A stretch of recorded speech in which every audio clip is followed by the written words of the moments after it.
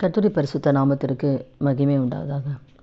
இந்த நாளில் கூட நம்ம இருதயத்தை சுத்திகரித்து ஜெபிக்கலாமா? இருதயத்தில் தான் இருதயத்தின் மூலம்தான் நிறைய பாவங்கள் நம்ம செய்கிறோம். இருதயத்தின் நிறைவினால் வாய் பேசும். அப்போது எரேமியா 17:9 கூட இருதயமே திருக்குள்ளதும் மகா கேடுள்ளதுமாக இருக்கிறது. இந்த இருதயம்தான் திருக்குள்ளதும் மகா கேடுள்ளது. இருதயத்தின் நிறைவினால் வாய் பேசும். அப்போ நம்ம இருதயத்தின் நிறைவினால தான் நம்ம வாய் பேசுது. அப்போ இருதயத்தில் தான் ஆட்கொள்ளுது. இருதயத்தில் இருந்து தான் எல்லாம் வருது. அப்போது இந்த நாளில் கூட மத்தியில் கூட 15வது அதிகாரத்தில் நம்ம பார்க்கும்பொழுது 18வது வசனத்திலேருந்து நம்ம பார்க்கும்பொழுது வாயிலிருந்து புறப்படுகள் எல்லாமே இருதயத்திலிருந்து தான் புறப்பட்டு வரும். அவைகளே மனுஷனை தீட்டுப்படுத்தும். எப்படி எனில் இருதயத்திலிருந்து பொல்லாத சிந்தனைகளும் கொலைபாதகங்களும் விபச்சாரங்கள் வேசித்தனங்கள் களவுகள் பொய் சாட்சிகள் தூஷணங்கள் எங்கேருந்து புறப்படுவதுன்னா இருதயத்திலிருந்து தான் புறப்பட்டு வரும். இவைகளே மனுஷனை தீட்டுப்படுத்தும்.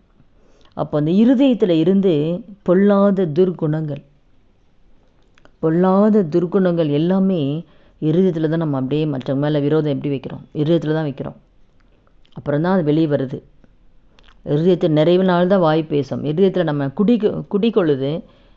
அதுக்கப்புறம் தான் நம்ம செயல்படுத்துகிறோம். இருதயத்தில் இருந்து தான் அடுத்து நம்ம செயல்படுத்துகிறோம். இப்போ அந்த இருதயம் தான் சுத்தமாக இருக்கணும். இருதயத்தில் சுத்தமுள்ளவர்கள் தான் பாக்கியவான்கள், தேவனை தரிசிப்பார்கள். இருதயம் தான் நம்ம சுத்தமாக இருக்கணும். இருதயத்தில் தேவனுக்கு பிரியமில்லாத கசப்புகள், கோபம், எரிச்சல், விரோதம், வைராக்கியம் எல்லாமே இருதயத்தில் குடிக்கொள்ளும். அதனால் நம்முடைய இருதயத்தை நாம் ஆண்டவருக்கு ஒப்பு கொடுக்கணும். இந்த இருதயத்தில் ஆவியானவர் வாசம் பண்ணணும். ஆவியானவர் நம்முடைய இருதயத்தில் வாசம் பண்ணால் நமக்கு நல்லதை தான் சொல்லி கொடுப்பார். இதை எப்படி செய்யாத, எப்படி பேசாத, எப்படி நடக்காத. ஆவியானவர் தான் நம்மளை வழி நடத்துவார். அப்போ இருதயத்தில் ஆவியானவர் இல்லாமல் பிசாசோட சுபாவங்கள் ஏன் வருதுன்னா ஆவியானவர் இல்லைன்னா தான் இந்த இப்படிப்பட்ட சுபாவங்கள்லாம் வெளியே வரும். கர்த்தர் நல்லதை மட்டும்தான் சொல்லி கொடுப்பார்.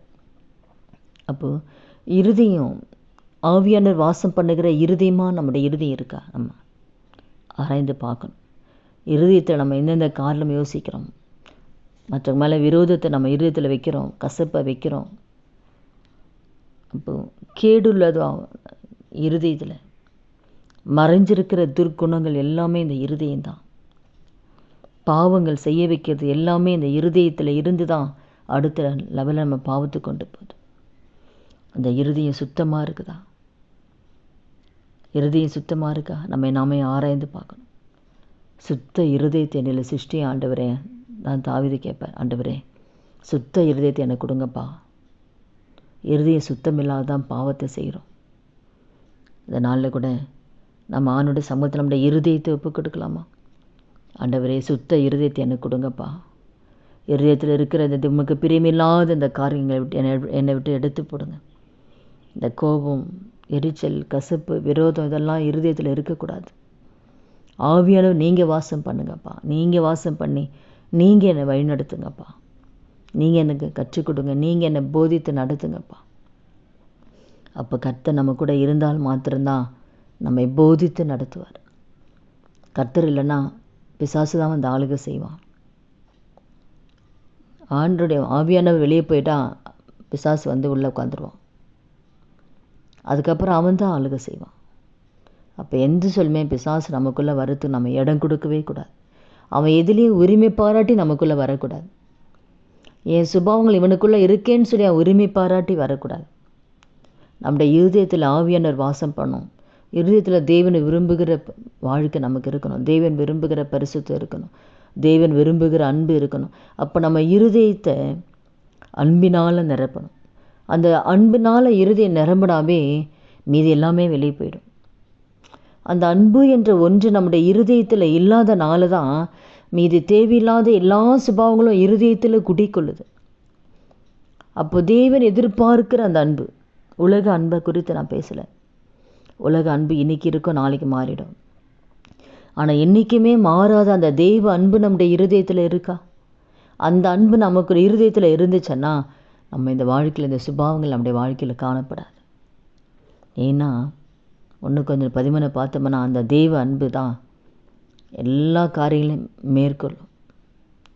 அன்பு பொய் சொல்லாது, அன்பு கோவப்படாது, அன்பு தீங்கு நினைக்காது. அதில் பார்த்தோம்னா நிறைய காரியங்கள் இருக்குது. நம்ம இந்த நாளில் கூட ஆண்டவரே என் இருதயத்தை சுத்திகரிங்கப்பா, என் இருதயம் உங்கள் அன்பினால் நிறைஞ்சிருக்கணும். அன்பினால் நிறைஞ்சாவே ஆவியானவர் உள்ளதாக ஆவியானவர் தான் இருப்பார். ஆவியானவர் நமக்குள்ளே இருந்தாவே தெய்வ அன்பு இருக்கும். தெய்வ அன்பு இருந்தால் தான் ஆவியானவர் இருப்பார். இந்த நாளில் கூட நம்ம இருதயத்தை ஆண்டவருக்கு ஒப்பு கொடுக்கலாமா? துதிகள் மத்தியில் வாசம் சிறை நல்ல தகப்பனே, இயேசு நாமத்தில் உடைய கரத்தில் வருகிறோம். எங்கள் இருதயத்தை உடைய கரத்தில் ஒப்பு கொடுக்குற ஆண்டவரே, நல்ல மனுஷன் இருதயமாகிய நல்ல பொக்கிஷத்திலிருந்து நல்லவைகள் எடுத்து காட்டுகிறான். அப்போ நல்ல மனுஷன் இருதயமாகிய நல்ல பொக்கிஷம் எங்கள் இறுதியை நல்ல பொக்கிஷமாய் மாற்றுங்க ஆண்டவரே. எங்கள் இறுதியை நல்ல பொக்கிஷமாய் மாற்ற எங்கள் இருதயம் நீங்கள் வாசம் பண்ணுகிற இருதயமாக இருக்கணும் ஆண்டவரே. இதில் பிசாசு நுழையக்கூடாது. அவனுடைய சுபாவங்கள் இருதயத்தில் இருக்கக்கூடாது. கோபங்கள், கசப்பு, விரோதம், வைராக்கியம், பகைமைகள், விரோதங்கள், இப்படிப்பட்ட ஆண்டவரே பிசாசோட அந்த சுபாவங்கள் எங்கள் இருதயத்தில் இருக்கக்கூடாது ஆண்டவரே. எங்கள் இருதயத்தை உம்முடைய கரத்தில் உம்முடைய பலிப்பிடத்தில் ஒப்பு கொடுக்குறேன்ப்பா. எங்கள் இருதயத்தை ஆவியானவர் சுத்திகரிங்கப்பா. சுத்த இருதயத்தை எங்களை வைங்கப்பா. எங்களில் இந்த வார்த்தை கேட்குற ஒவ்வொருத்தருடைய வாழ்க்கையிலும் சுத்த இருதயத்தை கர்த்தர் எங்களுக்கு வைங்கப்பா. சுத்த இருதயத்தை கர்த்தர் வைங்க. எங்கள் இருதயத்தை சுத்திகரிங்க, எங்கள் இருதயத்தை பரிசுத்தப்படுத்துங்கப்பா. எங்கள் இருதயத்தில் நீங்கள் வாசம் பண்ணுங்க ஆண்டவரே.